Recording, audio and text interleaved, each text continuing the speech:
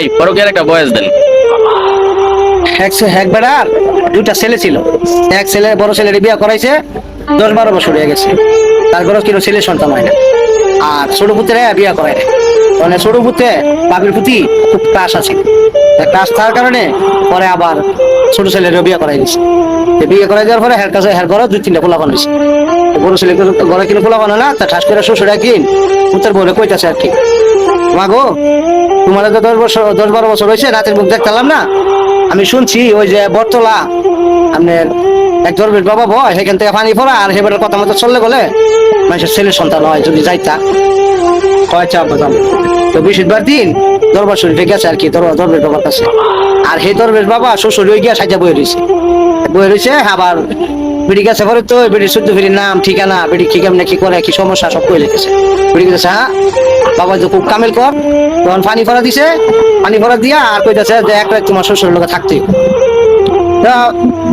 পয়সা পাইতে পরে বেড়ির জামাইটা কইতেছে দরবের বাবার কাছে গেছিলাম, এলা পানি ভরা দিছে আর কইছে যে আপন লোকে এক রাত থাকতে সমস্যা কি, তোমার আপা আর আমার আপা তো এক কথাই, এক রাত থাকলে যদি আমরা একটা কিছু হয় তাহলে ভালো না, থাকবা। তো পানির বড় বউ না কাম কাজ সব শেষ করে এনে যায় শ্বশুর বড় হইতো। এর ভিতরে শ্বশুর আগে গিয়া এক সহির মেঝে থাকতো আর কি, আগের দিনে সহি আসছিল, সহির আবার বড় বড় ফাঁকা ছিল। হ্যাঁ ভাবছে কি যে বড় বউ যাইতে আছে, যে এর ভিতরে যন্ত্রটারে একটা শান দিয়ে নি, এই সহির ফায়দা এর যন্ত্রটারে শান দিতে আছে। এই না দেখে বিলাই নিচে দেখতেছে যে একটা ইন্দুর উঠতেছে নামতেছে বিলাই ঠাস করে একজনের মাথা টাকা মতো খাই নিছে। খাই লওয়ার পরে খাইতে গেছে মারা যাওয়ার পরে বেরিয়ে আইসে, ঘন্টা 2 ঘন্টা পরে আয় দেখি শ্বশুর মিলে নিছে। মনে মনে চিন্তা করতেছে এখন যদি সকালবেলা উঠে দেখে আমার শ্বশুরের ধনকারা মরে গেছে গা আর আমি জীবিত, দুষ্টা তো সারা আমার উপরে করবো, যা শ্বশুর তো মরে গেছে গা, আমিও ব্যাগ ধরে মরে থাকি। তো ভিডিও ব্যাগ ধরে মরে গেছে। সকালবেলা দরজা মরজা কেউ খুলে না, বড় পুতাইছে আয়া দরজাটা সাজাইতেছে, উঠে না, পরে বাইঙ্গেই ঢুকছে। ঢুকার পরে আয় দেখি বাপ মরে লইছে, বউ নিচে ফিরে মরে লইছে। ছোট ভাইটা ডেকে আনছে, বাইরে এদিকে কি হয়েছে, তোর বাবিও মারা গেছে আব্বাই মারা গেছে, মানে কি করার, তুই গিয়ে মানুষজনকে খবর দে আর কাফনের কাপড় আনগা, আমি এটারে কোনোটা রাজ পাহারা যাই, এর ভিত্তি আবার বাইরে বার করবো না।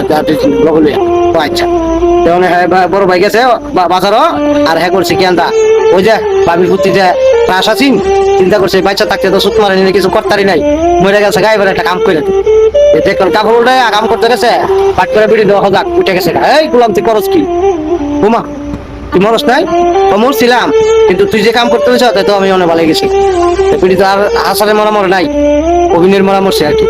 তখন হেল মাথার বুদ্ধি হলো কি আমার বাবির এই কাম করার পরে বাবি ভালো গেছে গা, তাহলে বাইরে খবর দেন, বাইরে খবর দেন না ঘটনাটা কইছে বাবির এই করছি পরে বাবি ভালো গেছে গা, মানে আয় বাপের 2 ভাই মিলে ফুটকি মারে। তখন করছে কি 2 ভাই মিলে বাপের ফুটকি মারে, কিন্তু বাপ আর ভালো না, হ্যাঁ হাসারে মরা মরছে। এর জন্য কই কেউ পরের বোর দিকে পুতের বোর দিকে লুপ দিও না, যদি দেও তাহলে লাস্টে ফুটকি মারা খাইবা আমার পা। আশা করি বুঝতে পারছেন।